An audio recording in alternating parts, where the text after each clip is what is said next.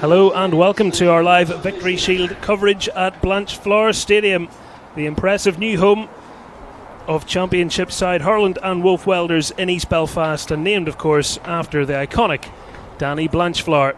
Today's match is between Northern Ireland and Scotland. The teams have just stood and observed the national anthems, and now we can bring you the team news, starting with Northern Ireland. And Sean Paul Murray makes 3 changes from their opening day defeat against Wales. Theo McToll, who plays for Glentoran's Academy, comes in for the injured Bobby Harvey at right back. Kieran Morrison gets the nod on the left of a front 3. And Jay Dalzell, who impressed off the bench at the weekend, replaces Kieran O'Hara up top.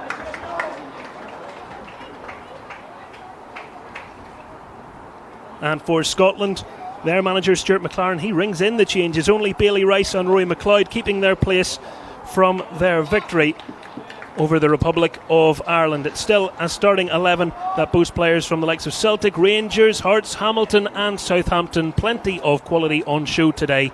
And will they be able to make it back-to-back wins? That is of course the intention as they look to preserve their unbeaten start to this campaign. They were unbeaten in 2019 as well when they were joint holders with Wales. Those are some of the subs who will be, over the course of the game, no doubt introduced. Among them on the Scotland bench, Babbage, who bagged that winner against the Republic, and Adam Patton, who was very impressive for Northern Ireland, it must be said, when he was thrown into the mix at centre back after one of his teammates picked up a knock. They've brushed that off,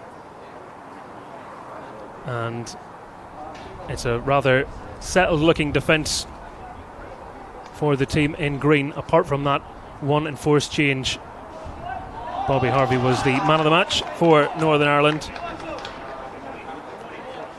at the weekend, so his loss will certainly be felt.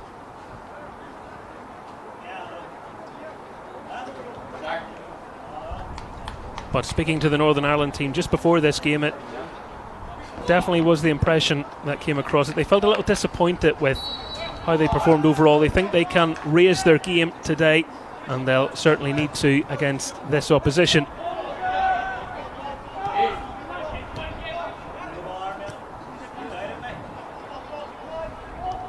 Early touch at the back for Briggs as Northern Ireland move it around, and you can see that 4-3-3 formation starting to take shape. Brendan Hamilton just not able to keep it in there. He arguably went closest for Northern Ireland on Sunday, striking the post from the, well, just inside the area to the left of goal. And they'll be hoping to have more fortunes in front of goal this afternoon.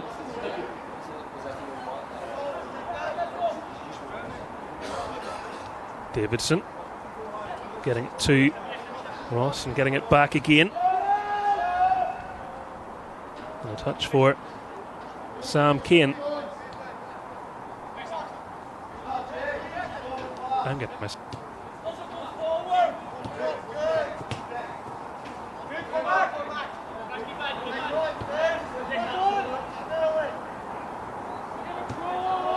Patient start from Scotland as they don't mind playing it around their penalty area. Davidson, the young Celtic defender, back on it again as he took a look up and thought about playing it long, but didn't need to. Morrison actually appears to have taken up a position more on the right of the front 3 at the moment, and that's him trying to nip in and get the ball away from Simpson there, but not able to do so. Back again with Davidson, and this time looking long. Dede has made a good run. Hamilton watching him, and will he be able to angle his way through? Not on this occasion. The Northern Ireland left back able to get his toe in and win his team the throw in.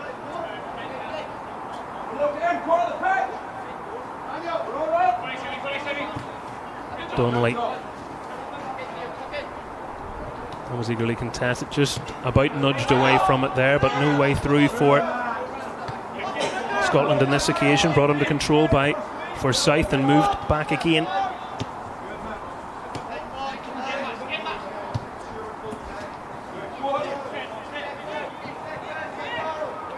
Some good football being played by the visitors, and lovely vision on that cross. That's a fantastic first touch as they force it across goal. Not away yet off the head initially of Briggs and away on the second time of asking.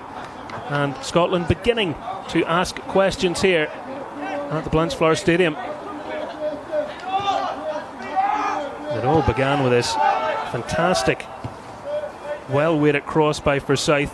The run into the box. There were players queuing up for it. But Briggs stuck to his task.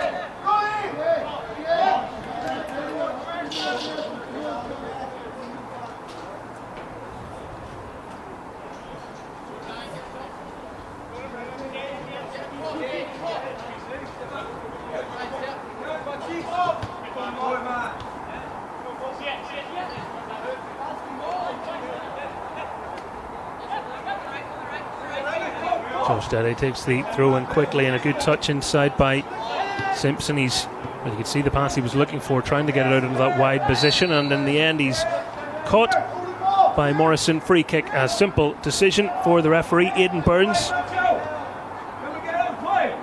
academy referee. What an occasion for him today. He'll be hoping it's all plain sailing.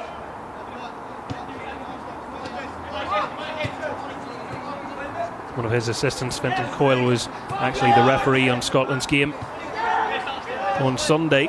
They're cousins, so it's obviously in the family.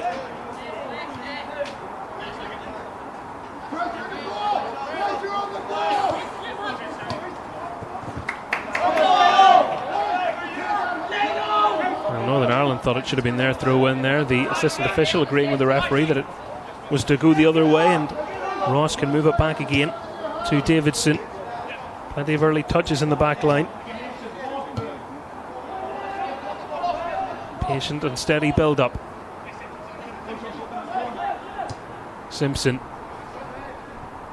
I obviously think that pass is on. Tried it a couple of times. Cameron Sullivan, who made that good run into the box previously, pulling it back this time, and the cross coming in. And that wasn't the most assured defending. Hamilton eventually getting rid of it, but only as far as Dede, who can now find support in the form of Forsyth. Able to get through the first challenge, and the second one well timed just to poke the ball away from him, and Northern Ireland having to weather some early pressure here. Well, after it being torrential rain for a good portion of the early morning into the afternoon, we now have the sun finally coming out from the clouds, which I'm sure will pose its own problems for players looking up into it. But a first look for many of you tuning in today to this new multi-million-pound stadium.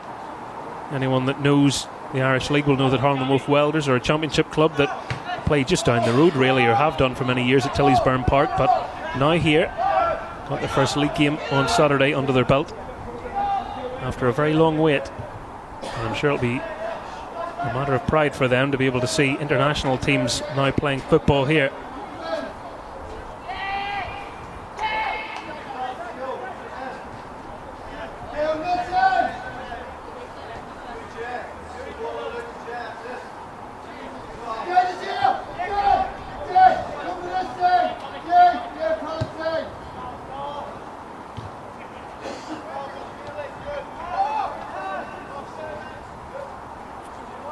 Rice.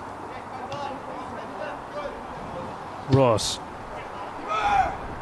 Big call from Mon. It bounces through, and he's able to get his gloves on that after the, shall we call it, an incident which allowed Azaka to get in against Wales. He's been able to dust that off, and having Roy Carroll on the goalkeeping coaching panel will certainly help him and help the young players.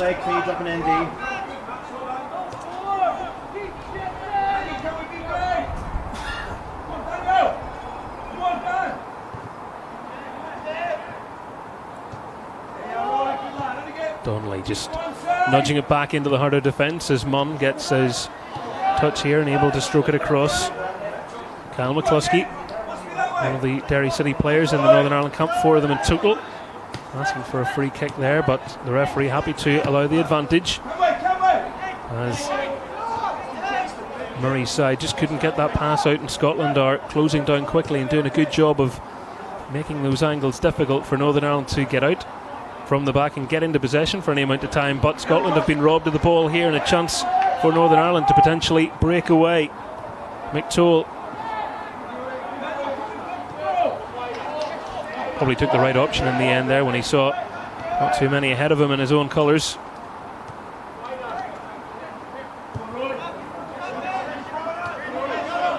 McCluskey, Hamilton has made the run. A glance across shows that he has remained onside, but he just wasn't able to keep it in as that bounce took it beyond the line and out for a Scottish throw.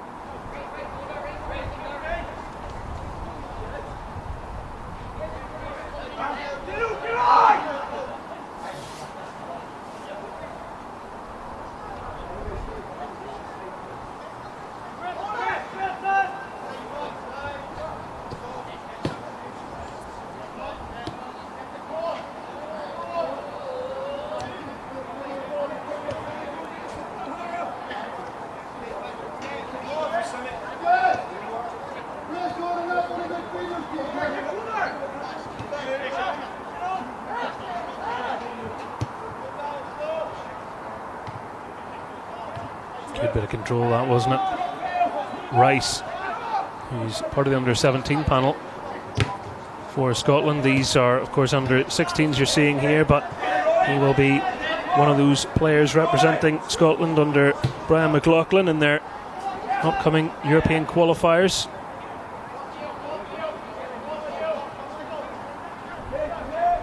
Morrison. Bit of a stretch there for Cormac Austin, but he was able to get it under control, and Donnelly can now get it to Briggs. Bit more settled from Sean Paul Murray's men in the last few minutes. But even with multiple changes, Scotland have looked the more comfortable inside these opening 10 minutes in East Belfast. Hamilton. Austin able to get his head up and pick that pass quickly, and McToole finding his club teammate Turley, and Turley will make the run on again here. Natural understanding between the pair, as you would expect. Morrison trying to pivot away and dispossessed. Eddie acutely aware of what was in behind him there, and the judge to have brought down his man. Free kick awarded to Northern Ireland for the foul on Reece Walsh.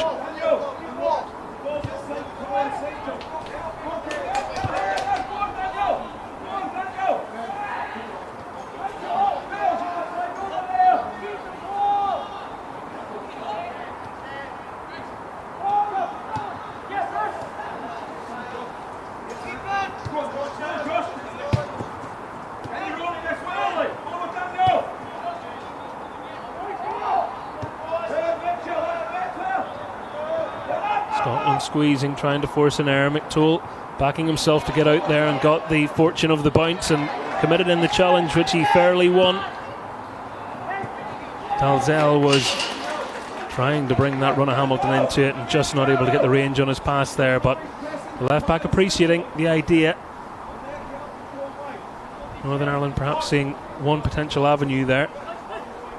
If they're able to be patient, they might be able to catch Scotland on a counter. And well, you won't see them award it too often, but the referee has indicated that was a foul throw.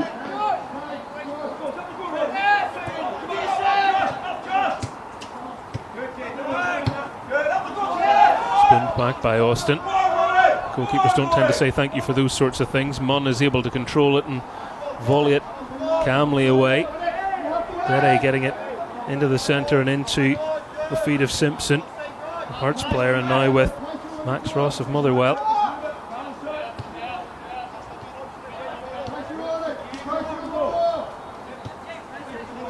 Davidson back with Ross again.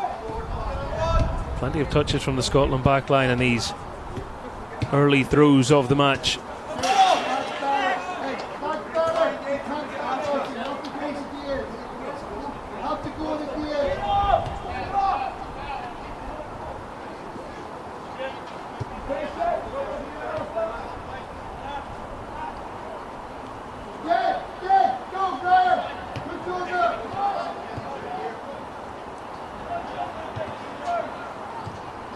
Heavy touch there, which Morrison is able to get in on.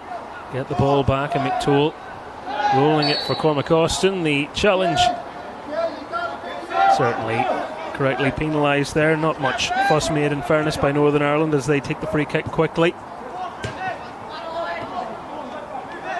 Walsh able to pivot into that little pocket of space, but then when he got his head up, wasn't able to find anybody in green. Northern Ireland have another chance here. Turley getting the call of the supporting run and the tangle of legs right in front of the referee. Another straightforward decision for him.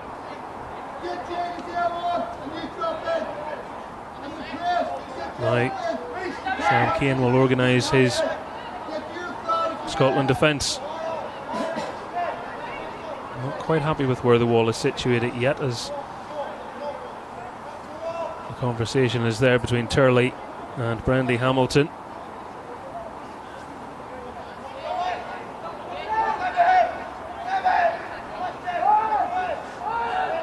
Well, Turley hasn't got his boot on yet, but the referee, I don't think, is going to hold us up too much longer here. Hamilton looking in, the referee's just become aware of that, so it'll be after the laces are done, the delivery will be made, and will everybody be switched on? Who will be first to it? Dalzell amongst those from Northern Ireland, queuing up at the edge of the penalty area. There's almost a second Scottish wall, if you like, trying to prevent them penetrating into the box and getting a good opportunity. It's Hamilton's delivery dropping in, and the keeper able to bring it into his body. The Young Rangers goalie was down quickly to clutch on to that one.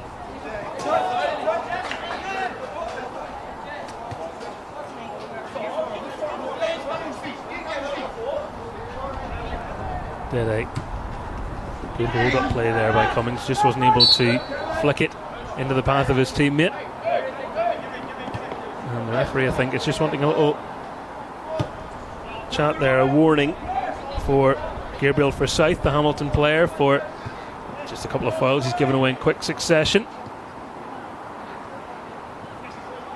Competitive match after all. You would expect a few meaty challenges to go in, but nothing untoward as of yet, with almost 15 minutes on the clock. Scotland have shown a bit more in terms of attacking prowess, but I think Northern Ireland will be happier with how they've displayed themselves in comparison to the game against Wales.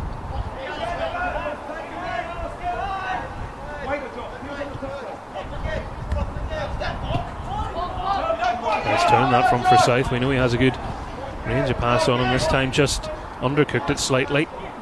He's back and able to hold off his man. He was potentially being nibbled away at there as well, but kept his balance, found his pass, and brings in Ross, who will coolly roll it back to Davidson, and then again with the captain.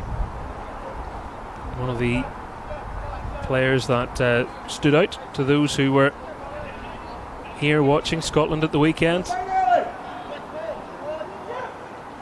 Certainly reports locally were that he likes to get on the ball, very good player. And that attempt of a pass through just flagged for offside there. Dede, the right back. That will be an interesting battle between him and Hamilton. Both of them are not shy in getting forwards. It's more of a back three, in fairness. He's sort of right of a five in midfield. So whether you want to call it a back five or a back three, I'll not argue with you.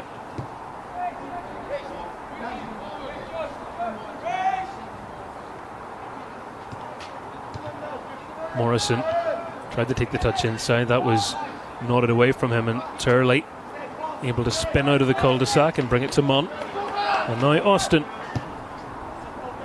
driving it through. Morrison just couldn't quite read it.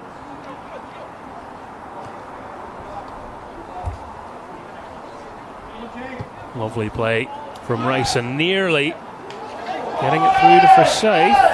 Well, there's an appeal there. Munn looked mighty close to being outside of his box when he caught that.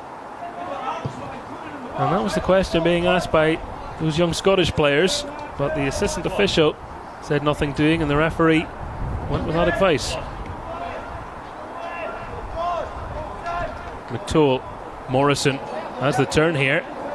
Northern Ireland have Walsh in the middle. Dalzell's there, and Morrison strikes it all the way through to give the hosts the lead at Blanchflower Stadium. A goal that came somewhere out of nothing, it has to be said.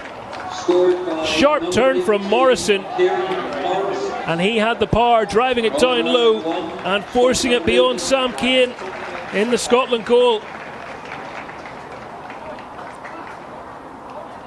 Well, a moment to savour for Northern Ireland, who have got their first goal of the competition, and we look back to this moment where Scotland were appealing, asking was Munn out of his box, as he saved it.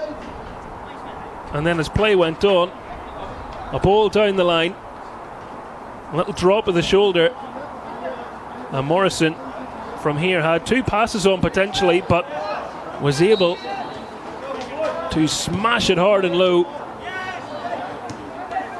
Well, that will be a talking point. I'm sure the Scotland camp will have their views on that, but Northern Ireland, maybe with a bit of fortune at one end, were able to go right up the other end and take their chance.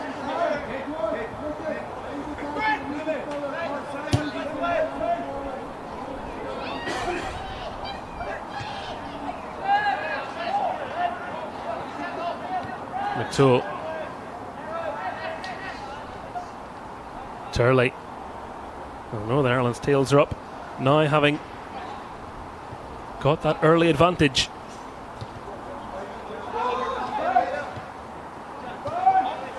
How will Scotland respond? More of the same, I think, from McLaren's team, in terms of a lot of composure that we've seen from them so far. Not afraid to move it around in the penalty area between their keeper and defenders, and players dropping into little pockets.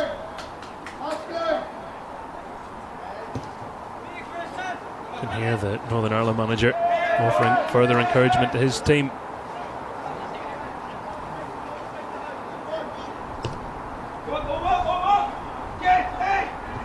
Nice ball, expertly controlled, and it's down the channel again for Morrison, the goal scorer, to run on to and run away from his marker if he can pull it back. Northern Ireland with bodies over, and that was so close to being two. Reece Walsh just sending it the wrong side of the angle of the bar there. Again, clever play from Morrison. Looked like his man had caught up with him, able to change gears, and Walsh just couldn't tuck it into that top corner.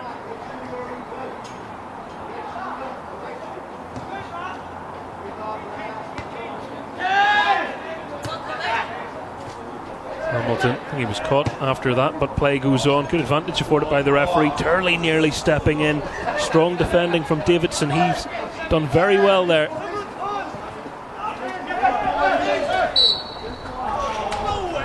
And Walsh has had the free kick given against him.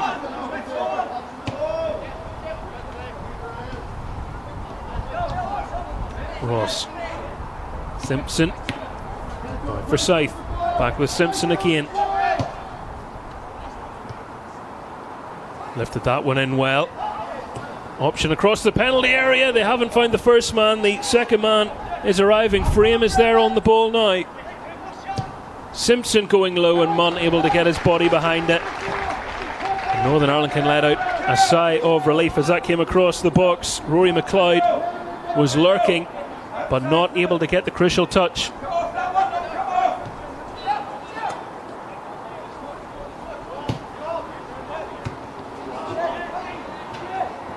This is turning into a very exciting half of football after a rather slow and steady start.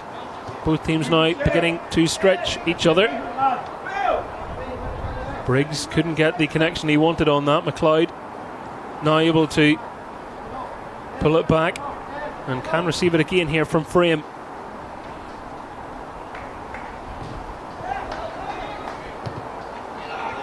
Green jerseys back, plugging the penalty area. Turley, and now an opportunity to open it up again, but maybe the wrong decision that time from Hamilton. He had the option just down the left hand side, which was Walsh. Maybe Scotland were wise to that in the end, and that's what changed the defender's decision in terms of his pass.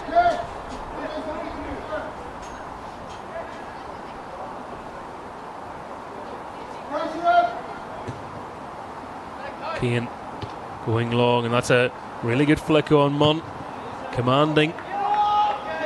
Coming and clearing. Dalzell couldn't get the flick on.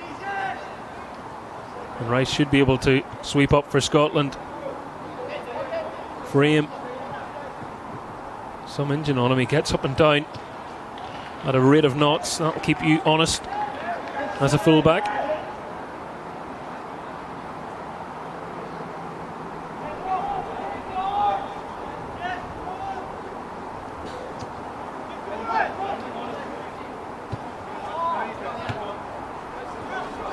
Dead 8.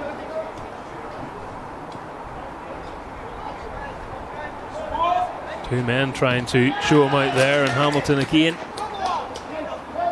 getting stuck in, winning the ball, albeit at the expense of a throw-in.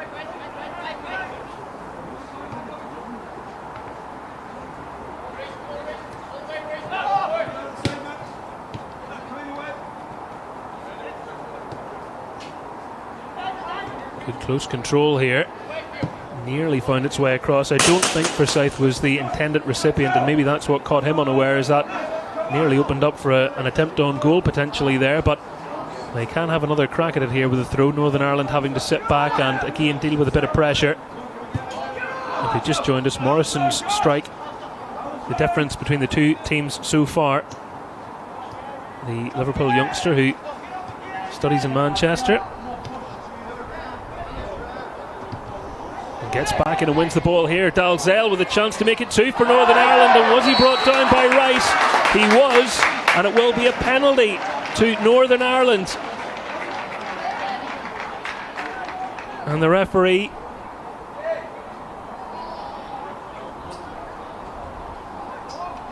brandishes the card. So a yellow card for the defender here.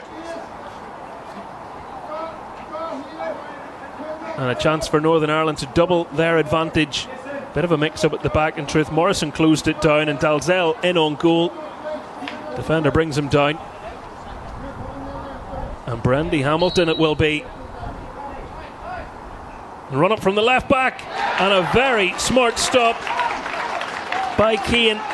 He got right into that bottom corner, didn't he? Strong wrist and able to make the save to keep Scotland in it.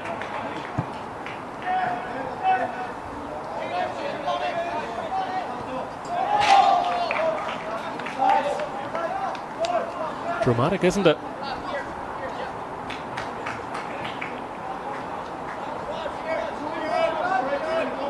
That might just calm some Scottish nerves. Northern Ireland will not want to be looking back and wondering what if.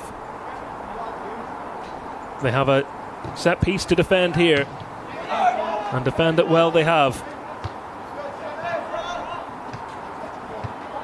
Turley. Walsh is a willing runner, making that hard for Frame. Turley trying to make it as difficult for Keane. But the keeper, buoyed after his penalty save, able to blast it up the pitch as Northern Ireland win their latest free kick.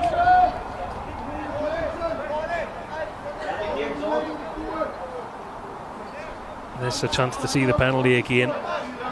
The keeper knew what was coming from the left foot, went the right way, and it's a really good save, isn't it? Austin, deep delivery. Rice getting his head to that.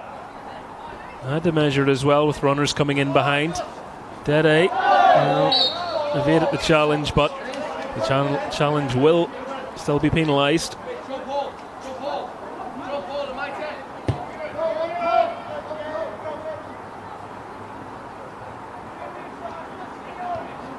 Nice give and go.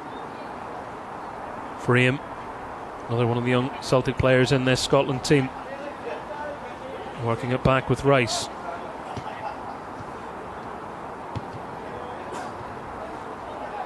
Lovely bit of footwork there. Northern Ireland just having that second man in to help out Donnelly, the unassuming figure who often does find himself in the right place. It's Austin's turn to slide in and get the ball back, and Donnelly able to nudge it to McToole.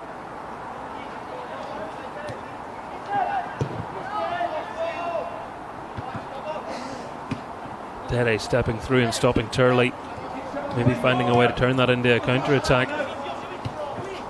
Starting to commit those attacking players just a little bit higher so that when they win the ball back they have options to step out Northern Ireland, but they're having to keep their wits about them defending. It's a really lovely bit of control there, and Scotland getting into the area, and they might still get something from this as it's spooned up into the sky and Munn is able to gather it. Cameron Sullivan in there posing real menace,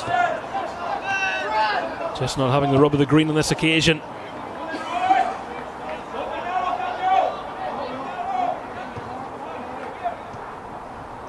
Morrison, oh, fantastic stuff from Morrison, and just overplaying the pass ahead of Walsh.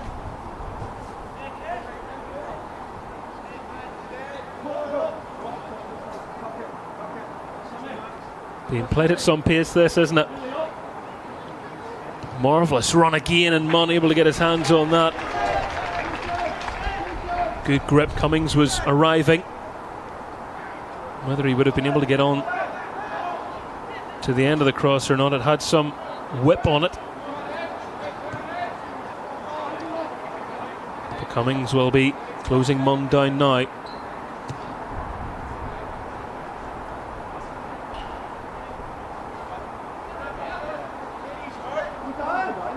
And that's what you get when your forwards press, isn't it? Sometimes players...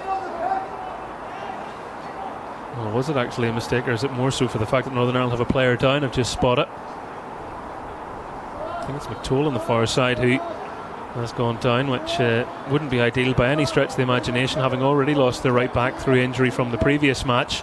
Harvey, who initially it was signalled that he was to come off, and then he was able to play on in the end, and they've taken the decision not to risk him today. And now McToole, who's deputising in that position, is requiring a bit of treatment too. So I think for the moment, and the instructions are being had from the dugout, they're probably going to ask maybe Cormac Austin to drop into defence if McToole can't step in immediately. He will come on for the moment. That will be on a watching brief as what's required there for Northern Ireland's defence, but they certainly wouldn't want to have to rejig their defence any further.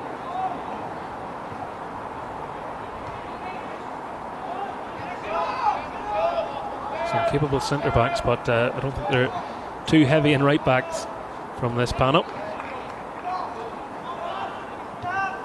Back it goes to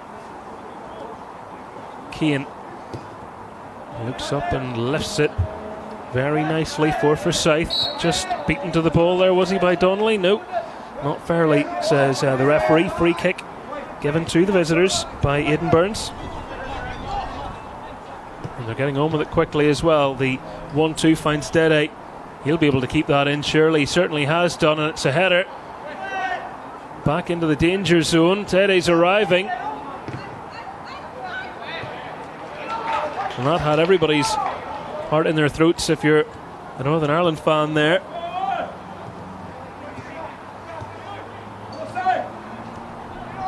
Strength in numbers at the back for Sean Paul Murray's side. Scotland are far from out of this one. Long way to go. Austin. Well, he's asking for a handball. I don't think so, in fairness. Blocked by Ross. McLeod able to work it to frame.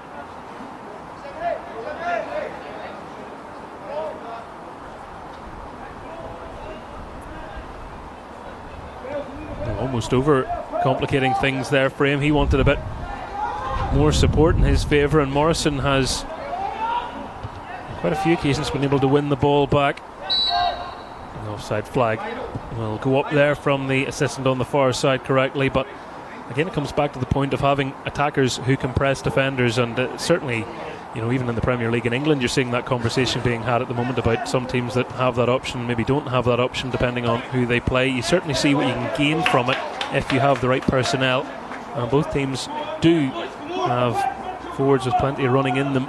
and selflessly able to try and win the ball back for their team. So even with the good ball playing defenders, just doesn't give them as much time as perhaps others might afford them. McToole, who looks as though he's shaken off that injury, but he's misplaced the pass. Scotland able to veer into the penalty area. McCluskey being brave and getting his body in the way this time. And McLaren's side come again. Walsh. Scotland, who had committed so many forward, are now trying to pile the bodies back. Walsh doesn't have much help here. He's going to try and go himself. And he has got the corner. Well, tremendous running from him. And honesty too. Sometimes you see players tempted to go down when a slide challenge comes in, but there wasn't any suggestion of that from him. Good bit of defending from Scotland and honest play from Walsh as he turned on the lightning pace to drive his team from defence into attack, and now they have a corner where they can go in search of their second goal of the afternoon.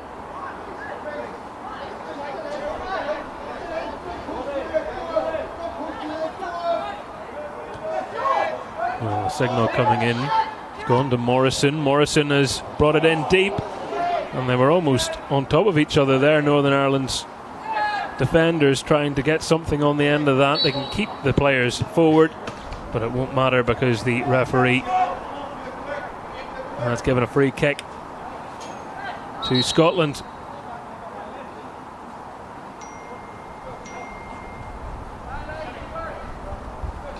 Reminder that the halves are 40 minutes in the Victory Shield. So 6 minutes left of this first half at Blanchflower Stadium. Dede, ball taken away from him. Austin bringing in Hamilton, and back with Austin again. Don't think he realised the challenge was coming in from behind there. Forsyth was able to ease him off the ball, and now it's played forward, but he just taken that step inside Forsyth and not the right pass in the end.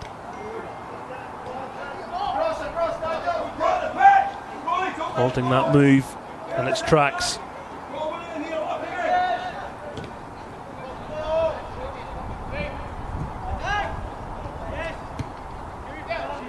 Turley stroked back calmly by Ross.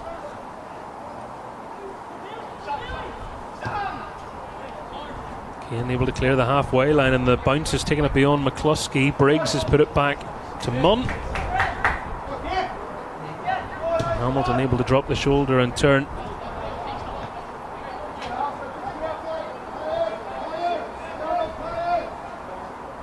Well, it certainly has been a good spectacle here so far.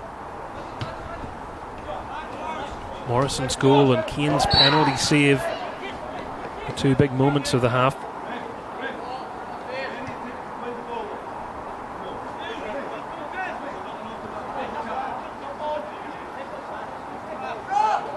Reminder as well, you know, Scotland only kept 2 of their starting 11 from their previous match, so they do have plenty of good players to choose from on the bench, and well, they're trying to do it with one of the starting 11 there. One of the players that kept his place, McLeod, pivoting. He's certainly got an eye for goal, the young Dundee United player, but just beyond the post.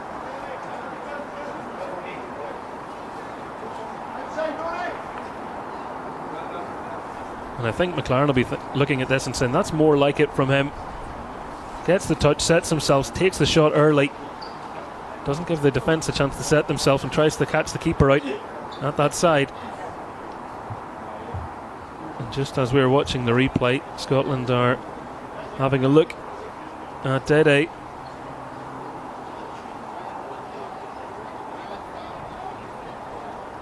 Whether it's his right ankle potentially. It's an opportunity for Northern Ireland and Scotland to have a chat with their players, bring them in, give them some refreshments here.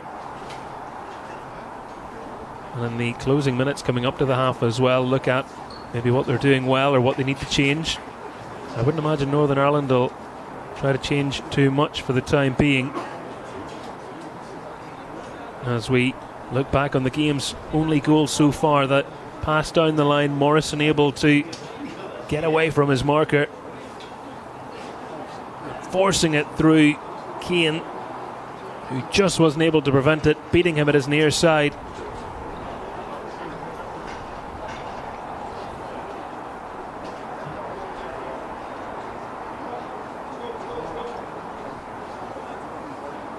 That is fine anyway. The little water break, impromptu as it was, is over now. And the referee will be able to get us back underway for the last couple of minutes of this first half in the Victory Shield on match day 2 here at Blanchflower Stadium.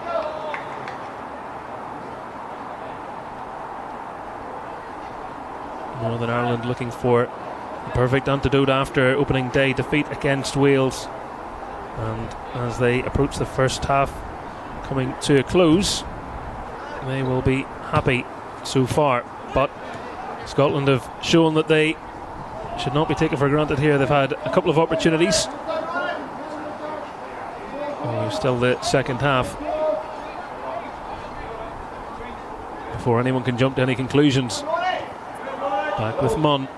2 players descending on him pretty quickly there, and I think the referee just felt that the defender was leaning over the top. Free kick given quickly, taken quickly. Hamilton angling it for Morrison. Turley, well, took it on first time, didn't get the purchase on that he was hoping for, and Kane will be happy if the rest of the half goes like that for him.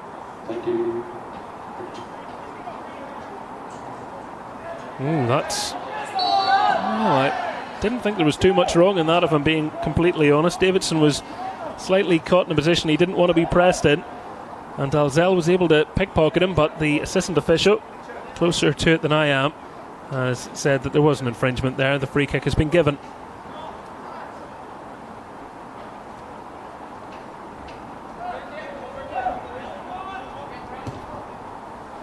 There will be 2 additional minutes to be played here, as well, they almost went away in behind. Cummings nearly got the fortune of the bounce, and in the end Munn grateful that it's back in his hands.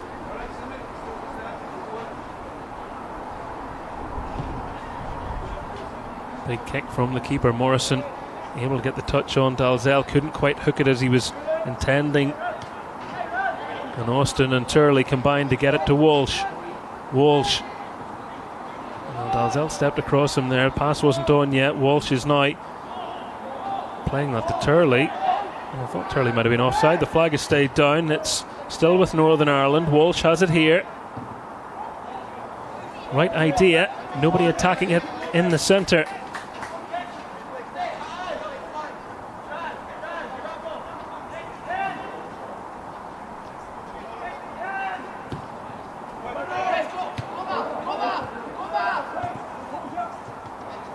Scotland have had a couple of chances lately, but they'll be trying their level best to make sure that they don't gift Northern Ireland a goal right before the break, because that would certainly change the team talk, and Northern Ireland are looking like the side that might finish the half the stronger.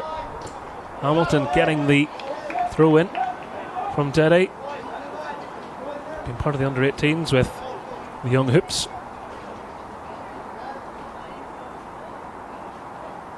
We've seen flashes of what he can offer going forwards, but having to have his wits about him defensively this time. Hamilton. Morrison was the man he was hoping to pick out. It's taken away from Donnelly. Austin not going to be beaten to that battle. Cummings is challenging there and bravely going in for it with 2 players coming in against him, and the referee sympathising after his endeavours, giving him the free kick.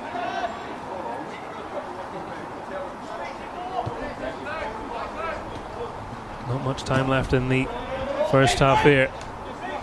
Walsh. Dedde getting in. Walsh was just trying to nick it through the legs, and the free kick is going to be given against him there, as it'll just be a case of calming down some tempers. Not too much in that, but I don't think that Ross enjoyed being pulled back, and he was just making that point.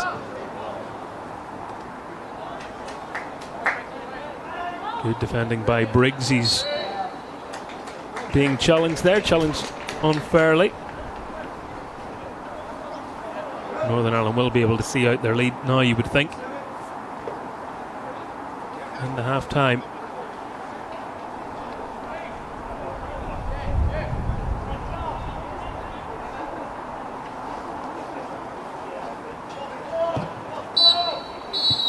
Indeed, there is the whistle as Aidan Burns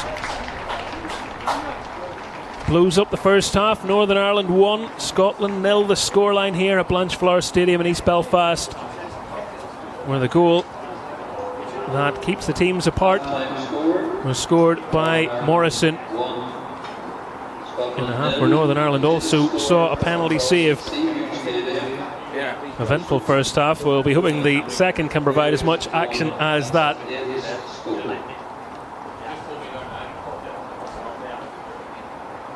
And we can see some of the highlights from the first half. That really good run early doors as Forsyth was looking wide. The cross came in and Briggs stood tall and brave in the centre of the box, getting his head to it.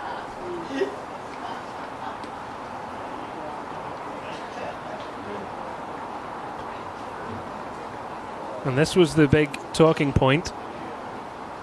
You can see there Munn is outside of his box when he catches the ball, and this is what leads to the game's only goal so far as he steps back. Yeah, he's definitely outside the box. So this was what had happened in the first game. Essentially got caught outside of his box, led to a goal. This time around the referee didn't spot it, play went on, and then Northern Ireland able to work the ball down the line and score a goal themselves. So Scotland will feel certainly aggrieved by that. That's without question, not taking away from the move or the finish that followed, but certainly one that officials will look back on. In an under-16s game, it's a big decision to make for an official, isn't it? So they maybe weren't so sure, but with replays we can see it should have been anyway. Morrison got the goal. He nearly turned provider here as he pulled it back for Walsh, who couldn't find the top corner. He was so close to doing that.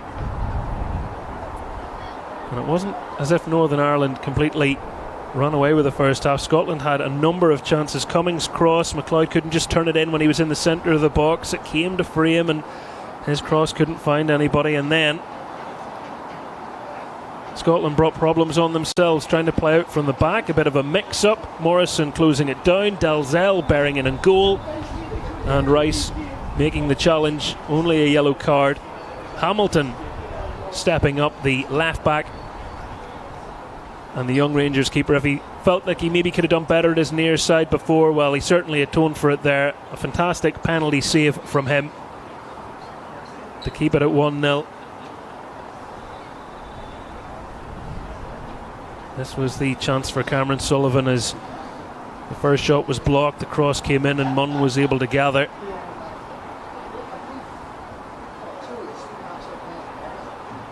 And one of the things that they will be looking to do more of, you think, in the second half, Northern Ireland, and that is use the pace of Rhys Walsh. Cracking sliding challenge by Ross, who kept his eye on the ball. And then the shot from outside the area from McLeod, as Scotland tried to find their way back in before the end of the first half. As I said, action-packed in a sun-kissed Blanchflower Stadium. I hope you can join us again for the second half. But in this break we have some videos to show you. Soon you'll be able to hear the dulcet tones of Pat Jennings. But first let's find out about the Irish FA JD Academy, which is run in collaboration with UEFA out of Jordanstown.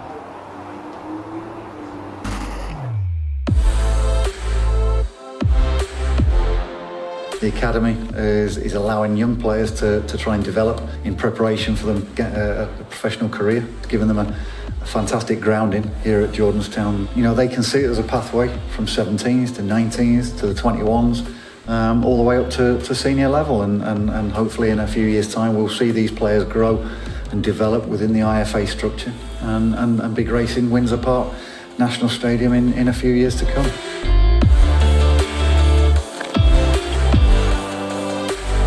The ability and make sure that you're one of those top players with a top attitude, because that's what's going to get you to the top.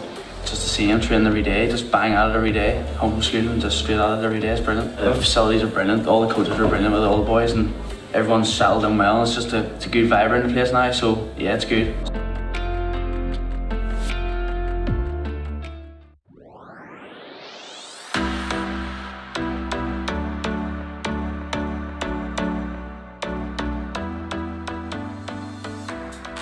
So after the Ahead of the Game programme, a few of us got together and we set up a mental health team. During our committee meetings we talk about what we can do to improve the mental well-being of our community. So that's our footballers, our coaches, our supporters and anybody else that's involved with Arts Rangers. Talking about their mental health and breaking that stigma so that they're not ashamed to talk about mental health and they're not worried about talking about mental health because this is a safe environment and we have people here that are ready to support them. We all participated in the Ahead of the Game with the AFA, and I think that really opened everybody's eyes to just what we could do and what we could achieve, and it really sort of grew from just a quick conversation sitting in the corner to how do we move this forward and how do we actually make it beneficial to the whole club. Sports Chaplaincy UK, along with Ahead of the Game, have linked into local football. I've met up with some of the guys just to have a chat with them. Some people go through maybe difficult circumstances, just being there available to listen, to be an ear, but also where appropriate to bring that spiritual aspect and to meet the spiritual needs in people as well along with that. You know, I think it's very important for a club to have a mental health committee. I'd be a senior player in the club and definitely it's helped me realise, you know, like I can look out for my teammates. I see them Tuesday, Thursday, Saturdays and I can notice different traits within, you know, if someone's having a bad day I'm able to notice, you know, they're maybe not themselves. You know, I can ask just quietly or to the side, you know, just to make sure everything's okay. We promote positive mental health at Arts Rangers by being open and honest about it and encouraging people to talk about their mental health. We have signs all around the club which remind people that this is a safe environment. You only have to ask. We have support here. We have people that are willing to talk. It's just having, I suppose, lots of different aspects where I can be available to listen predominantly and then maybe to pass on if they need other support. Speaking personally, I opened my eyes. I've been involved in youth football for a lot of years and never really given mental health of the kids any thought at all. You know, you see sort of kids have bad days and kids have go into bad moods and maybe get in a bit of trouble, but you just think that's them being kids, and it's really when you do the Head of the Game you sort of maybe look a wee bit deeper and see them they may be having problems in school, they may be having problems at home, maybe problems with bullying. You're not just there to teach them how to play football, you're there to stand and listening to their problems and helping them with things that are maybe outside of football, and I think the Head of the Game has really helped us do that. I think the course has been absolutely phenomenal in the sense that it does what it says in the tin. It starts the conversation around mental health and emotional well-being. You see the visibility around mental health and emotional well-being and you know it's a safe environment to walk into. You know it's a club that's open to have the conversation. They set up a wellbeing committee, they adopted a mental health policy, they fully implemented the toolkit. They've actually took the toolkit and made it about Arts Rangers to communicate to their followers and their fans on Facebook and social media. They really have embraced it. Reach out to the IFA, to Tammy, there's loads of resources out there and just to see where they can get started. The club is just going from strength to strength and I think that that's a lot to do with the Head of the Game campaign. Yeah, we're here in the Pat Jennings Lounge in the National Football Stadium this morning, celebrating 30 clubs for 30 years. McDonald's are continuing to give back to our local clubs. They're in Northern Ireland now for 30 years and they've been a great partner for the Irish FA and for local football throughout that time. And they're celebrating that by giving even more back to local football. It's great to see them here today to celebrate and congratulate the 30 clubs and for the 30 years, and they're all away with their McDonald's kit that they can take back to their clubs, get the kids back out after which has been a terrible 20 months for everyone. These awards bring it home to just what they're in, what has been out around the country for the last 30 years. And I mean, I don't think that many players at whatever level have managed to get to, whether it's the Irish League, the international team, that there's not many of those kids. There wouldn't be any of them that hasn't benefited from grassroots football and the input of these coaches that work in grassroots football around the country. This is our 30th anniversary, our birthday, as 30 clubs for 30 years. McDonald's has created over 3,000 jobs with our restaurant estate, and not just that, but also our community and our involvement with charities, and none more so than our fun football programme with the Irish Football Association.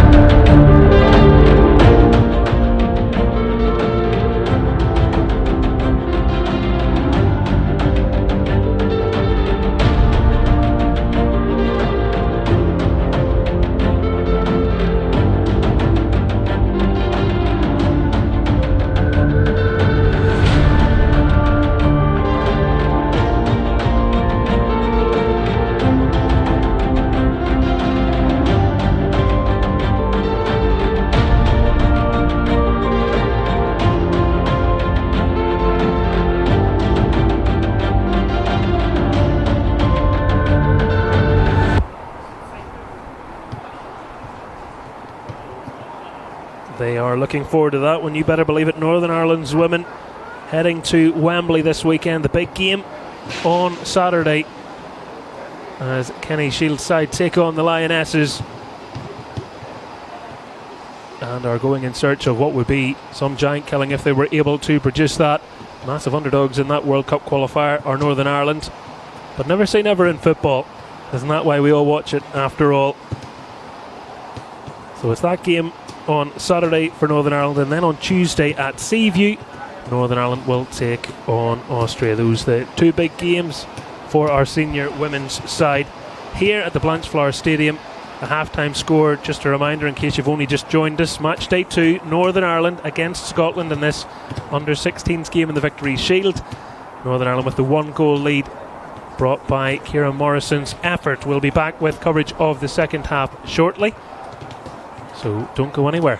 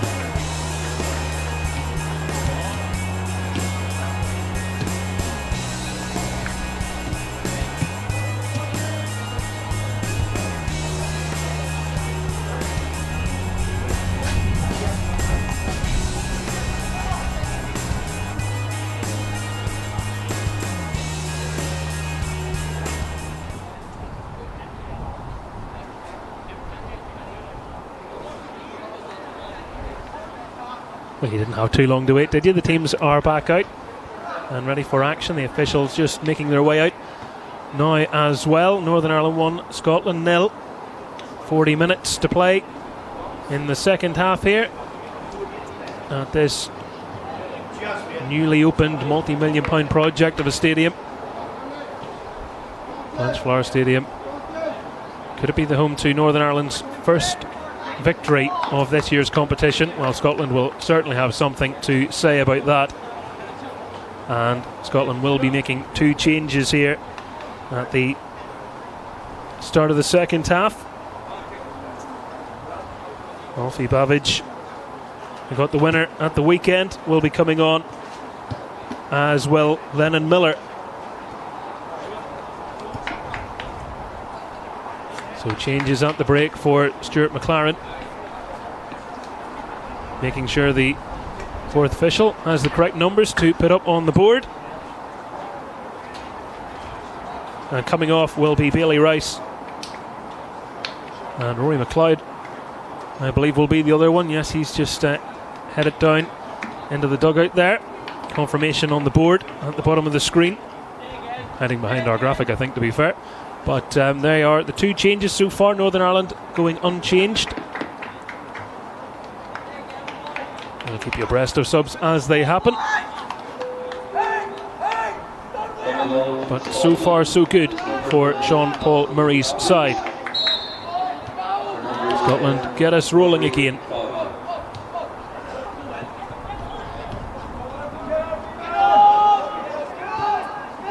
Looking back to Keane immediately there, they have to.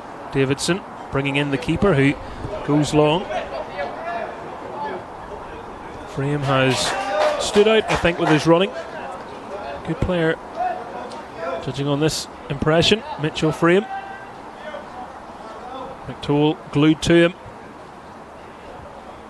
Scotland can commit, bodies forward. They're not leaving too many back here. Want to make a quick start in this second half.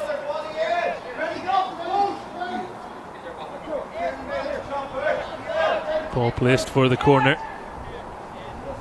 Forsyth is on the edge of the box. Most of the other players are congregated, making the run to the far post. Watched all the way, and after all the build-up, the delivery didn't match the expectation. Cameron Sullivan, a little shake of the head from him. He knows he can do better than that.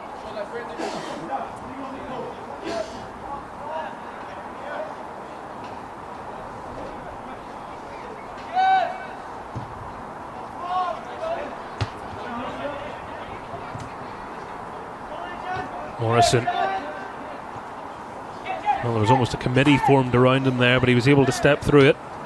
Scotland back on the ball. A glance over the shoulder from Bavidge. First sight of what he can do. Worked to Frame, and Bavidge amongst those in the centre. Frames with a very good run, and McToole getting the toe in. And according to the referee, the last touch came off Frame. So Northern Ireland get the goal kick.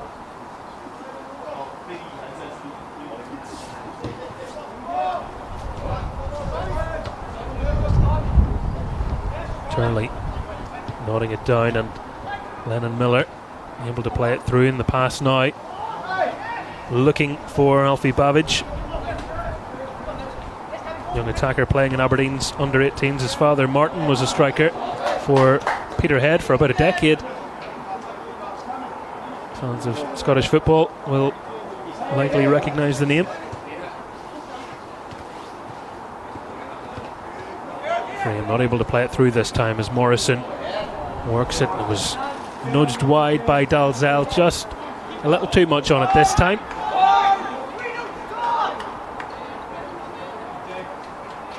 Turley unable to keep it in as Scotland take the throw.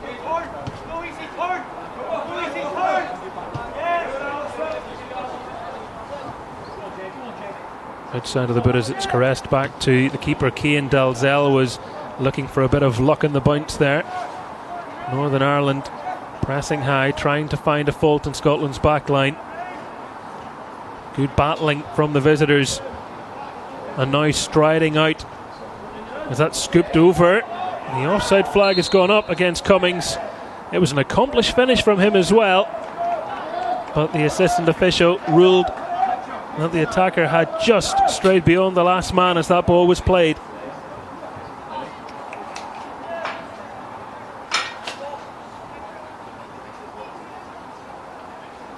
Well, it was neatly lifted over the back line, wasn't it? A little too easy from Northern Ireland's point of view. And it will boost the confidence of Scotland as they go in search of that equalising goal. Hamilton. Well, Dalzell gave him the thumbs up in the middle. Couldn't do much else. The pass was overhit Frame. Got the run beyond Morrison. The challenge coming from McToole, and Morrison with a keepy uppies couldn't get it under control. Has allowed Frame back in the ball. Briggs is bearing down on him and just did enough to force him off balance, and the cross ended up being bread and butter for Mason Munn.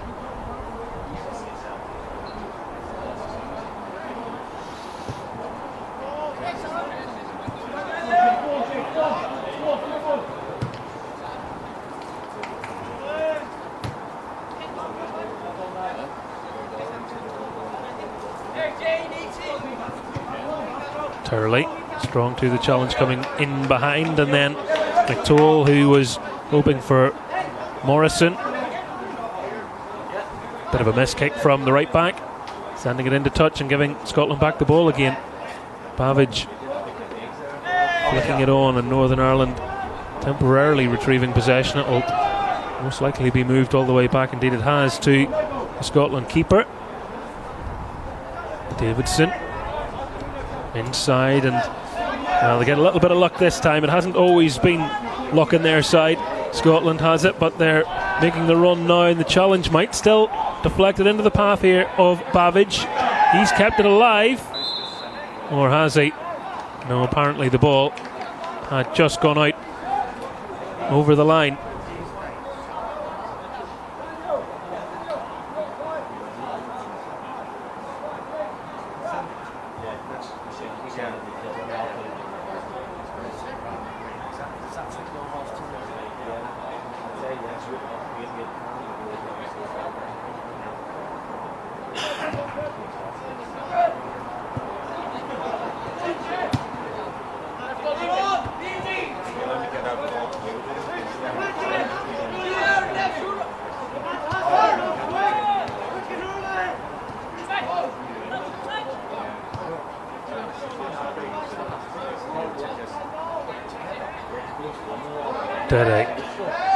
Three Scottish players in the centre waiting for it if they can find a good cross in. Cummings challenging and continuing his run, and that's no nonsense, isn't it? Hamilton clearing that stand and, well, posing more of a threat to anybody that's parked their car nearby.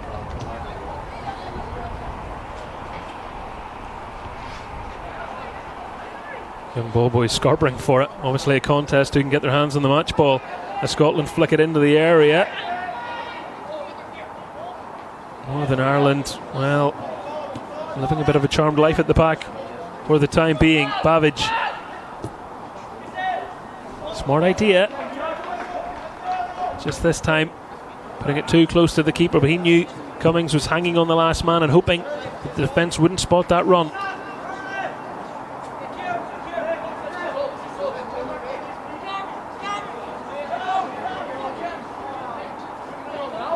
Northern Ireland will be making a couple of changes in a moment's time.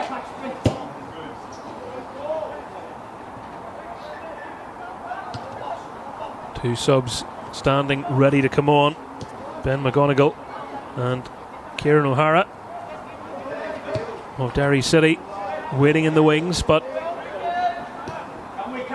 the ball's still in play for the time being. Turley able to get his two in there, and Dalzell nipping away, trying to get some change from the defender. Forward again from Morrison. And Davidson has a bit of time now for Scotland to pick his pass and go into the feet of Sullivan. Wasn't able to get turned. Miller winning his header. And now that the ball has crossed the line, Northern Ireland can make their desired changes. Dalzell will be the player heading off, a straight swap which allows O'Hara to go up top.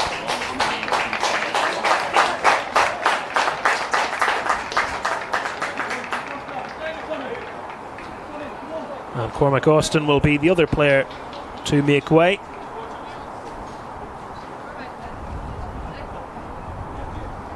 For McGonigal.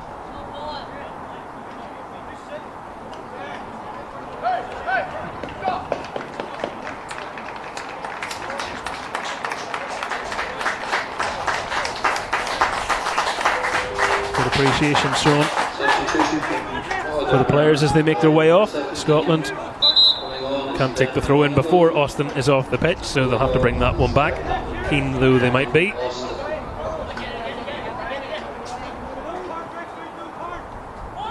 Davidge. He's pointing where he wants it in the middle if it'll come in. Cummings trying to force it, and it's ricocheted back off of Cummings. And Daniel Cummings concedes the goal kick in the end.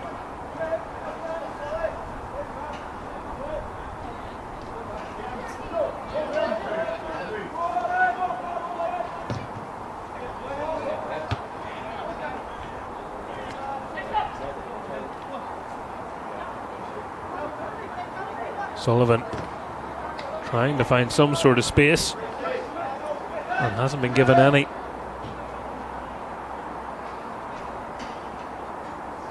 Interesting period in the match where Northern Ireland obviously will be happy 10 minutes into the second half that they still have their lead, but tactically, will they be inclined to make any changes? Whether that be to shore things up a little more. We've seen the two changes which are fairly like for like. Scotland naturally will try and come on to them more. Dede, McGonigal, plenty of running in him, and he can provide goals from midfield as well. Maybe another thing that was in the thinking of Jean-Paul Murray when he was making that change, but certainly having to provide the more defensive side of the midfield duties at the moment as Scotland threaten on the edge of the box. It's a great turn, and why not have a crack from there?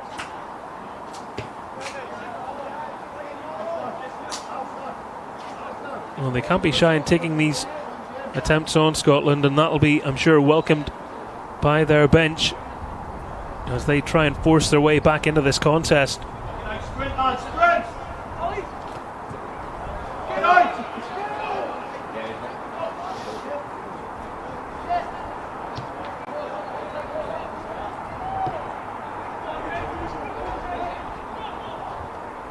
Dede, Walsh sticking to him. Dede, well, thought he had the ball. It's a little unkindly run away from him. McGonigal, like a tightrope walker down that line, moving along gracefully with the ball and eventually having his heels clipped. And Northern Ireland get the free kick given in their favour against Lennon Miller, the young Motherwell player. Another one of the players that will be in the under-17 Euro qualifier squad for Scotland. Son of former Hearts and Aberdeen forward Lee as well, incidentally. But they're back defending now.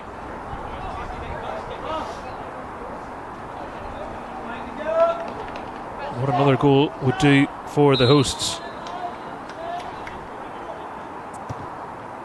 Deep delivery in, touched onto the crossbar as well. I'm not sure whether the keeper was anticipating a shot, but I think he did enough just to force it onto the frame of the goal.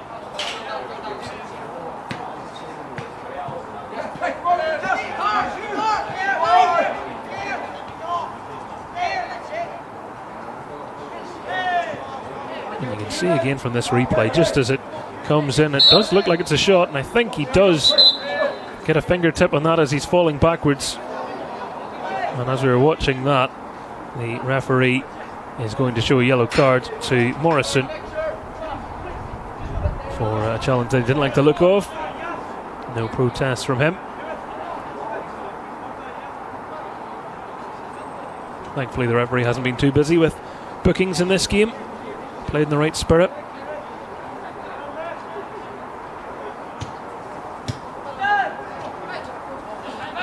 Frame.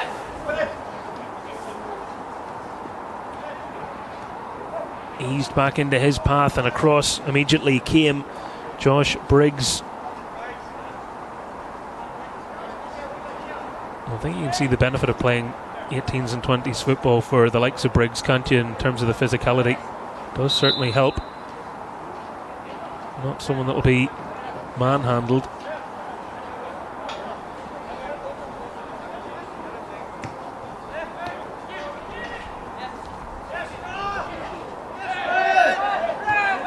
Donnelly, O'Hara.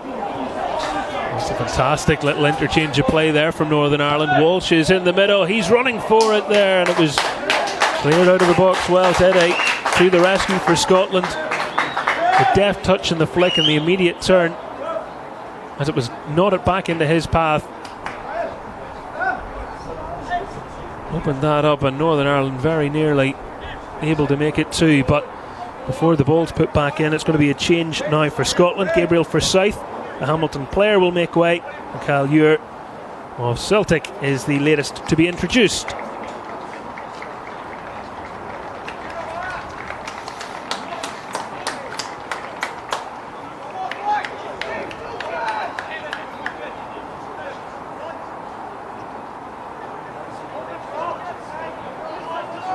Turley, keep ball in the corner. There's your balance. Well, eventually they're able to knock it away from him and just about able to play out there. Well, speaking of play out, the ball had gone out of play.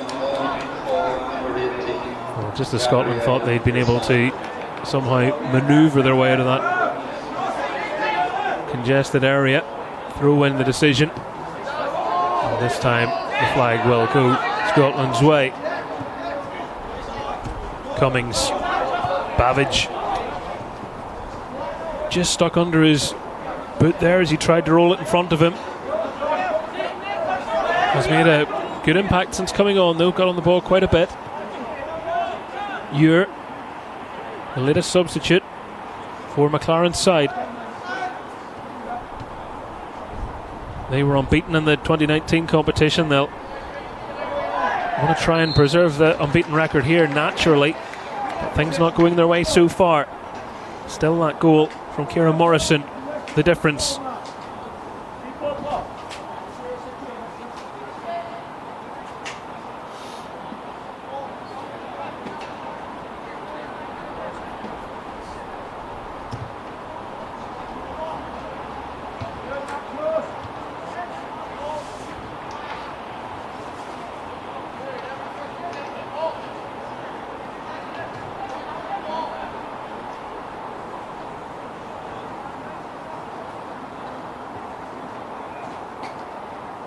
Cummings.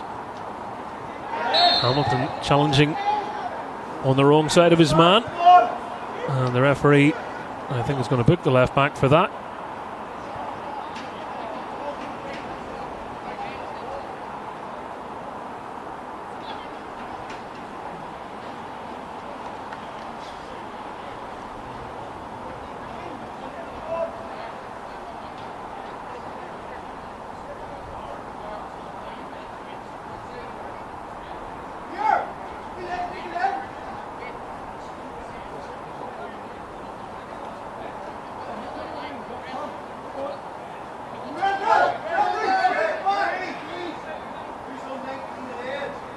Northern Ireland assemble their wall. Lennon Miller staring at this one.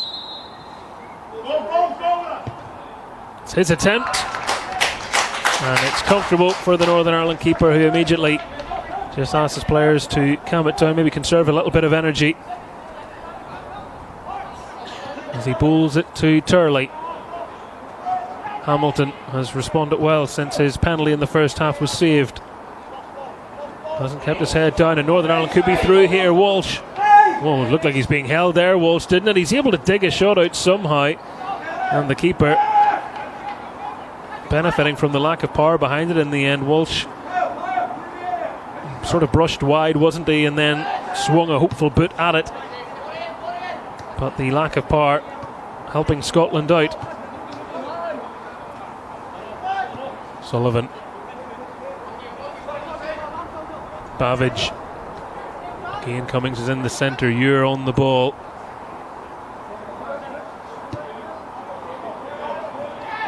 Caught betwixt and between a little bit with his passing, but he'll get another go here.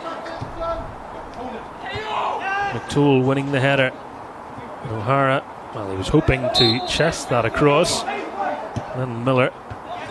It was a little Six Nations, wasn't it? Looked like he was diving over the line with it, but made the referee's mind up for him.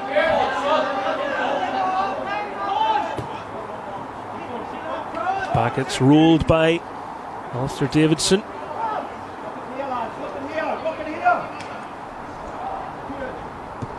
Kane looking up and looking long.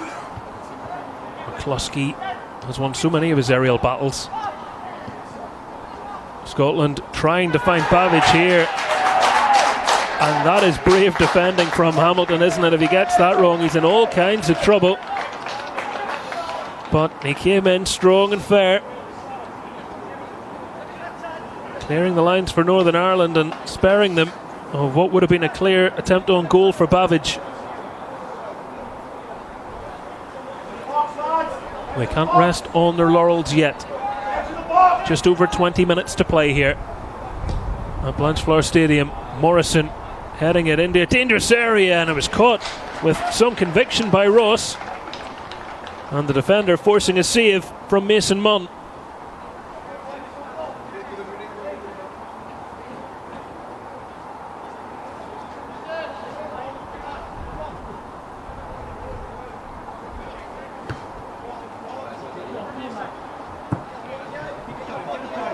Morrison didn't have many options there, wanted to nod it beyond Frame, who had the pace and balance to deal with that. And Miller, well, had the strength to stay up and the honesty, but The referee right to give him the free kick there. There was a little niggle at him.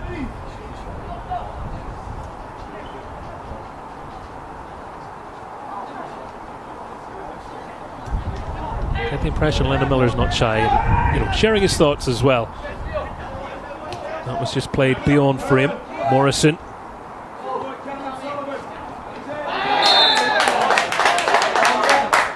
Drawing the challenge and drawing the attention of the referee here. Cameron Sullivan, the Saints youngster, will be the latest player to pick up a caution.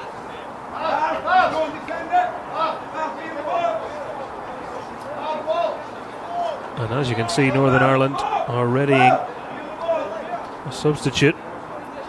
Callum Burnside.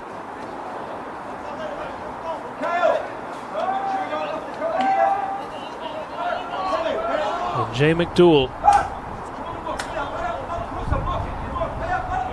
Both of Linfield, both waiting in the wings to be introduced, and the fourth official getting all the details sorted out here. So Northern Ireland will hold off making that change. They'll take the set piece now. Hamilton swinging it in, and Kane didn't have to think too hard about that one.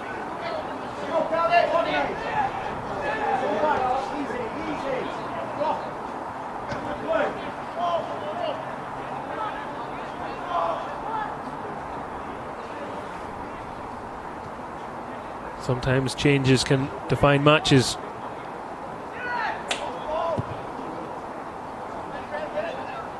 Sent long again, Hamilton winning the first ball. It's Ure who's able to pivot and play it. Cummings. Good ball across the face of goal here. Lennon Miller hits it. The keeper can't gather it. And Scotland trying to force it over the line and are unable to. And the referee waves away the penalty appeal, and Lennon Miller ends up obstructing his own teammate. And Scotland, well, bodies are strewn everywhere at the moment, aren't they? That was a rather incredible passage of play. And Scotland are continuing to plead their case that they felt the penalty should have been had in there somewhere.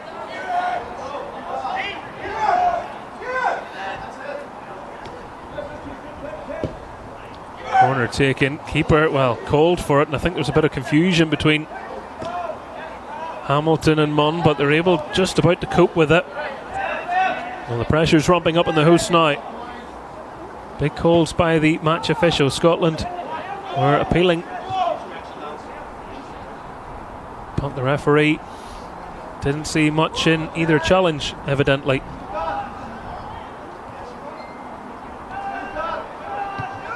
Ure frames there. Ure's looking in for what he saw as a more positive pass. It did nearly come through. Turley helping, and Donnelly. Well, that's just brilliant play from Donnelly, really, isn't it? Northern Ireland could try and counter here. Kane's going to be having to come out quickly, and he's trying to play the part of a sweeper keeper as Northern Ireland through O'Hara win the throw and can now make the substitutions that you could nearly forget about that were happening, because so much has happened in the last couple of minutes. So Morrison will be the player to make way for Callum Burnside. He'll take a high five from his boss. And Jay McDowell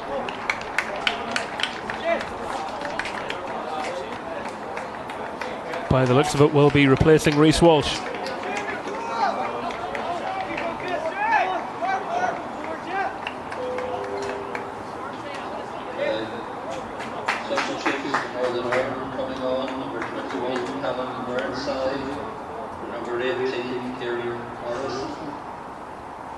And Scotland's changes will see Jacob McIntyre on for Ewan Simpson. McIntyre, who's the younger brother of left-back Oscar McIntyre, signed his first pro deal earlier this year at Hibs.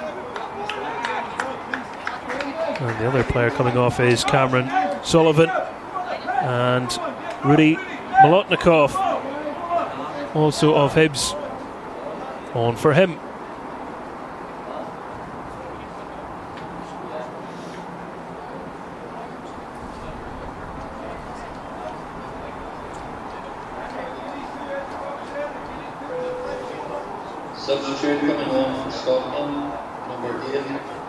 Burnside will take the throw in. His first involvement since coming on. Possession turned over. Miller getting on with it quickly, and Rudy Molotnikov looking for Babic. Well, the team now on the pitch for Scotland, finishing the game more closely resembling the team that started the last match.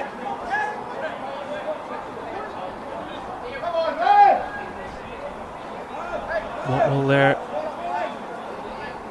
crescendo be here? Just a little bit of argy-bargy off the ball there. I think the referee's keeping an eye on that.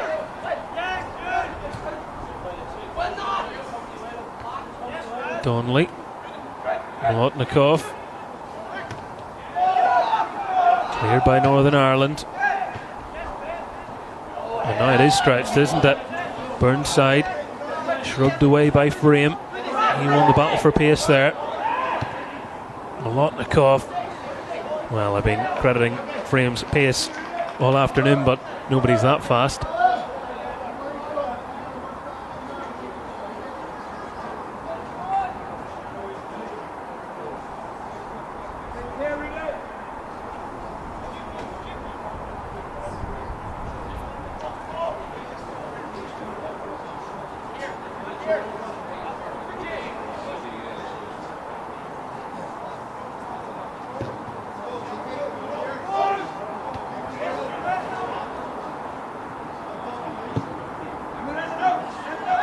Kane's kick, one for McCluskey to watch. Ure. Brilliant bit of control. Babic getting the strength and the power behind his effort.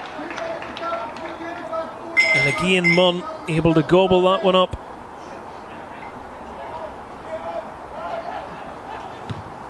Hamilton propelling it forwards. O'Hara, superb hold-up play from him. And a diving save brought about from McDowell's shot.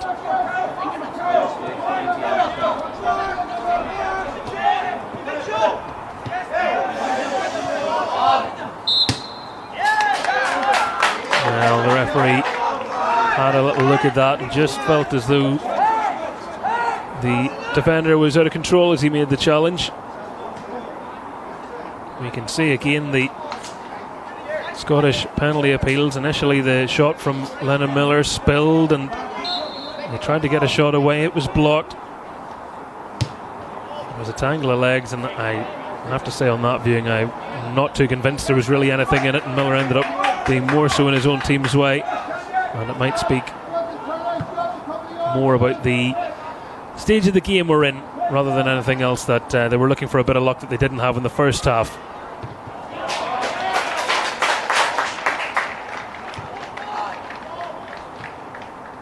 That was a little old school from Munn, but anywhere will do.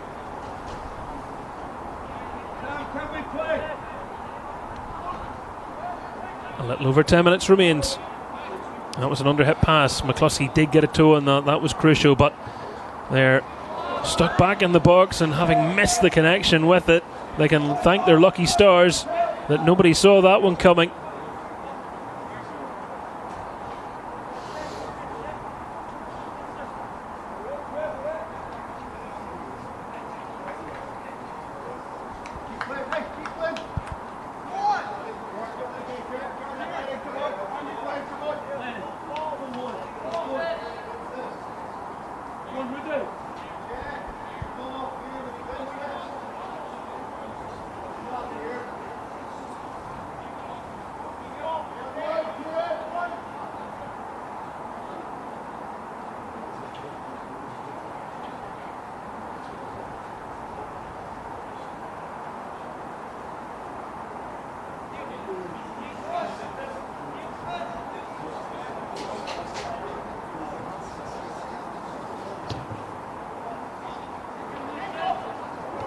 One's kick, it came off a Scottish head, went the wrong direction from their point of view, but Northern Ireland thought they were going to get away through there via O'Hara. It's now broken kindly for Ure. Cummings was wanting the through ball, and as Northern Ireland tried the quick breakaway, maybe some tired legs in there in some of the passes we're seeing, but that ball over the top would have been to an offside O'Hara had it have reached him. Dede misplaced and pounced upon by Burnside. Turley's helping it on now. Kieran O'Hara with a chance to wrap off the win for Northern Ireland, and met by a fine save from Sam Keane. Well, that's the service the striker wants, and in that area so often he scores it too, but Keane to the rescue, not for the first time today for Scotland. A good bit of goalkeeping, denying the hosts.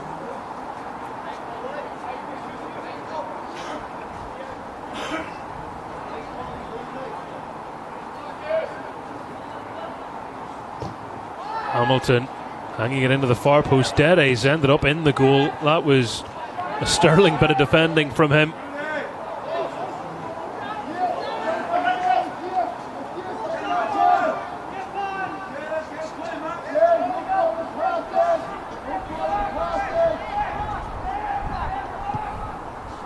Ross clearing everyone in Northern Ireland. I think their game plan from here is really clear to see. They can't sit back and hope for the best, but they are now going to get chances on a counter-attack, and O'Hara will be the man to get a few of those opportunities. And you can see the fresh legs and the running in him as he steps across and tried to buy the free kick from Frame, and the referee and his assistant were, I think, right to not be drawn into that one. Frame. But beyond Cummings, Donnelly back and mopping things up as he does best, and he took a bit of a barge there, didn't he, as he played that one. The officials haven't given it, but Northern Ireland do get the throw in anyway.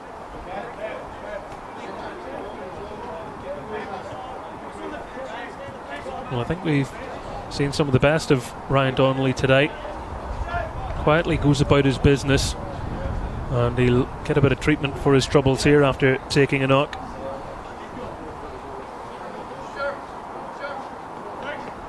Coaching staff said to me that they think he's pretty much technically flawless. Links up so much of their play. In fact, I heard a brilliant story whilst we have a little bit of a break earlier on, coming into the ground today with young officials of course involved in this game, and great to see new officials getting an opportunity in a match such as this. And they were standing earlier having a conversation, and former Northern Ireland international, Manchester United star Roy Carroll on the coaching panel saw them and mistook them for volunteers working at the ground and sent them off to get him some milk. Believe it or not, he was quickly told they were referees, and I think he was very apologetic. But that's a sign you're getting older, Roy, isn't it, when everybody just looks like a child? But young officials, I think they've done a good job over the course of the game. One big talking point, of course, which they'll reflect upon, which was the decision not to penalise Munn for catching the ball outside the box, which has been shown since. But since then, they've had to make some big decisions, penalty appeals, penalties awarded and not awarded over the course of the game. As you can see, it's just a blood stoppage there for Donnelly. That grazed his elbow. Don't think he's too worried about any of that, but health and safety and all the rest of it. Bavidge sent away by Briggs, returned by Davidson, and Bavidge gets it again. McIntyre skating away from his marker and forced into playing it back to Max Ross, who goes across to Frame, and Burnside can get a toe on it as Northern Ireland are now within 5 minutes of such a crucial win to keep their outside hopes alive. Turley just losing his balance as he turned there, and that is a little bit of class shown by Miller. Molotnikov, and again, so many times today Briggs has just made those decisions right. They look like small ones, but they're so important. You miss that when someone gets in behind.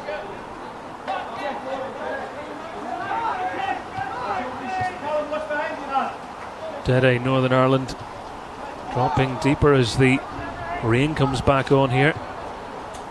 Dede just getting more space, and they can't allow that to happen. Cummings. And the shot coming through from the tightest of angles, dealt with by the keeper at his near side.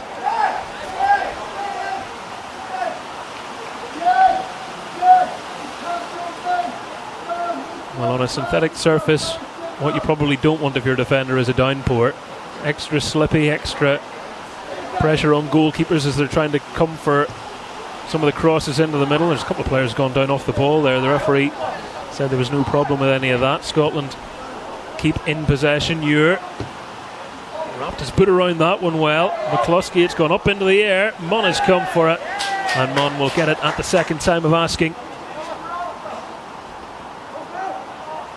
3.5 minutes plus whatever stoppage time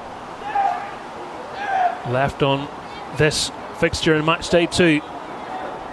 Northern Ireland 1, Scotland 0.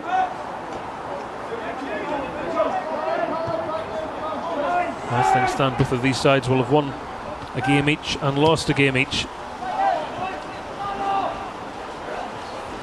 That seemed to take an eternity. Keane looked very relaxed as that made its way through.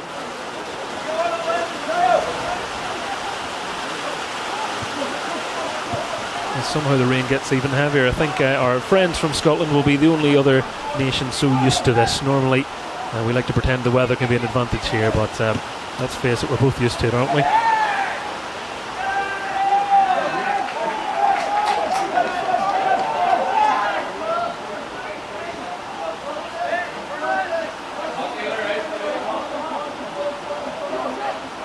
McToll's through. Lotnikov got his head on that, and he's got it back again. Young Hibs player, Ure dragging his attempt, and it's harmlessly wide. And some frustrated faces on the bench of Scotland. Stuart McLaren, who previously managed professional side Stirling Albion, had a spell as interim boss of the women's national team as well after Shelley Kerr had departed her role. And in the last number of years has been doing a good job with Scotland's youngsters, but they are on their way to defeat. Northern Ireland are trying to put a bit more behind it as it spills through the keeper, but is helped clear by Ross. Well, it's not for the want of trying this pursuit of a second goal from Northern Ireland. Will Scotland punish them for not being able to find it?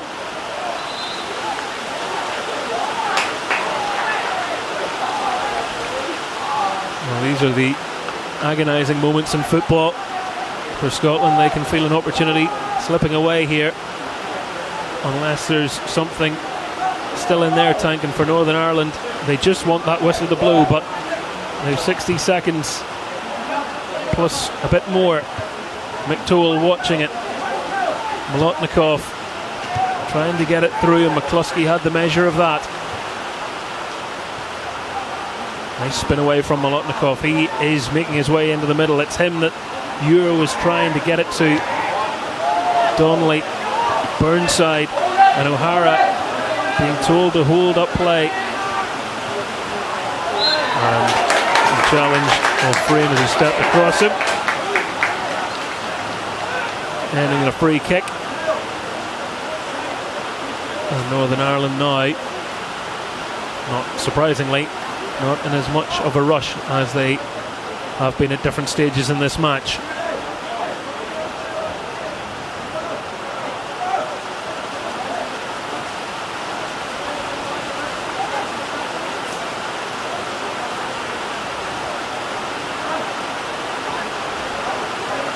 I must say I'm grateful for this big new stand I'm in. Expansive roof over the top of my head, so I'm fine. I know you're all worried about me, not those poor players. Northern Ireland win themselves a throw. The fourth official shows us five additional minutes. Audible gasps around me from the Northern Ireland fans. Turley, well, Operation Waste Time becomes a little bit more difficult, but Northern Ireland have a corner. Not good for your nerves, this. It's been an excellent game of football. Turley. Hamilton. And there goes the first of the 5 minutes. O'Hara. Burnside bravely belted away. Briggs sending it up. McGonigal trying to get a touch on that, and Turley just did enough. Scotland clearing it, and Cummings could counter if he can control it, and boy does he control it. And that is a superb tackle from Briggs. My goodness, the touch from Cummings was exquisite first of all, and on any other occasion people would be saying this deserves the finish to go with it, but the defender was not going to romanticise and made sure he didn't let him get the shot.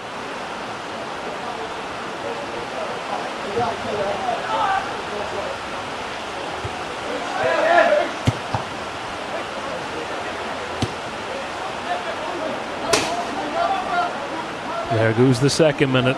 It's amazing with a 1-goal lead how time moves so slowly.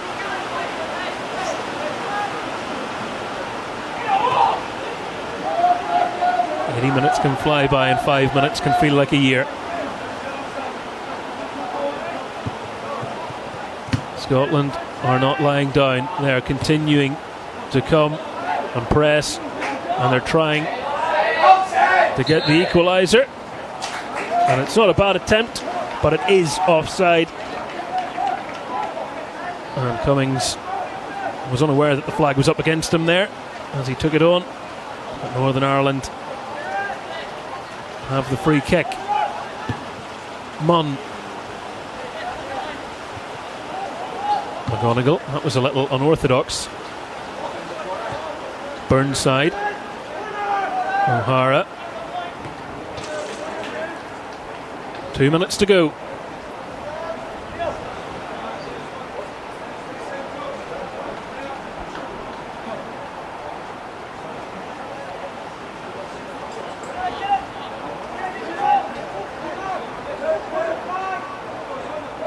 O'Hara.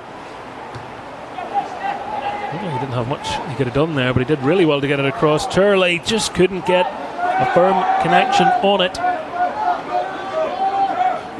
And Scotland are asking Kane just to get it up there at this stage. Anywhere will do. Get it up the pitch, get it high, and see if something will fall for them. Frame. Rudy Molotnikov. But Northern Ireland have it back. Turley. That's a professional foul. Picture definition of one. And Scotland were wanting the quick free kick, but the referee says it was taken from the wrong position.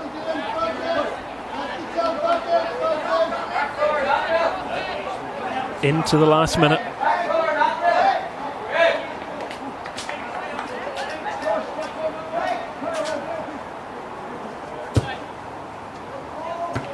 McToole gets a chance to clear it, and the referee does well to get away from that, hitting him in the back of the head.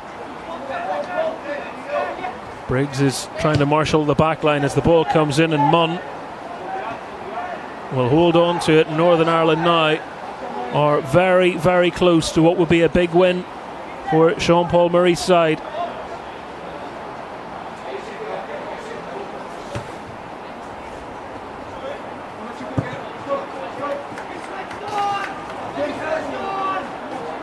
Seconds remain. The referee's going to allow a bit of additional time at his discretion.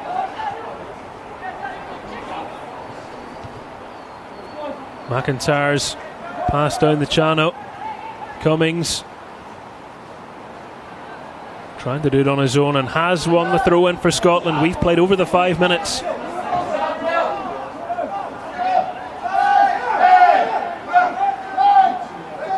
Dede has a long throw in him. Cummings glancing it into the centre. Burnside clearing it. The referee sounds his whistle. and that will certainly lift the mood in the Northern Ireland camp. Kieran Morrison, the hero, his first half strike, giving Sean Paul Murray's side victory over a Scotland side that fought to the very end, were so determined, but couldn't find the back of the net. In Northern Ireland get what is a crucial first win in this campaign, and we can bring you now the highlights from this breathtaking game of football.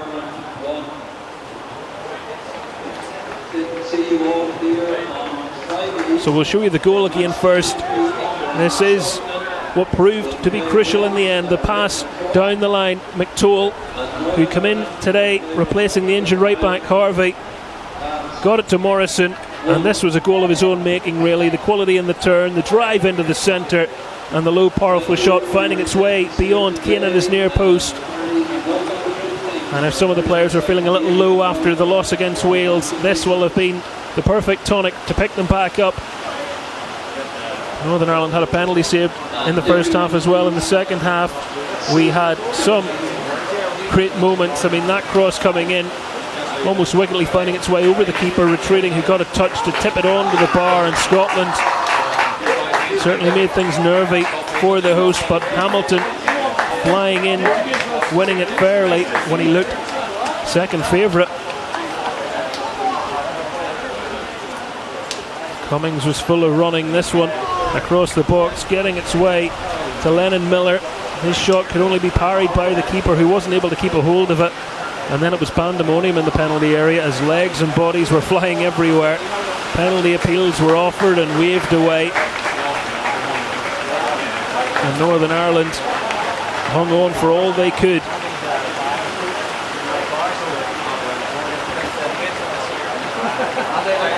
And they had a chance to make it 2 then, as Kieran O'Hara, the substitute, used great strength to get away from his man, but wasn't able to place it beyond the keeper, who did very well denying that attempt.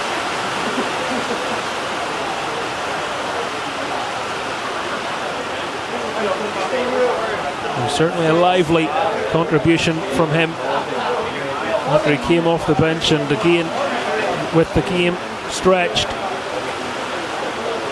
Cummings thought he was getting in at the death, but Briggs, as he has done all afternoon, crucially getting a toe in at the right time. What a game of football. Northern Ireland 1, Scotland 0. And that is how the table looks at the moment. Remember, we will have coverage of the final game on Friday between Northern Ireland and the Republic of Ireland. That is a 1:30 kick-off. We hope you can join us for that.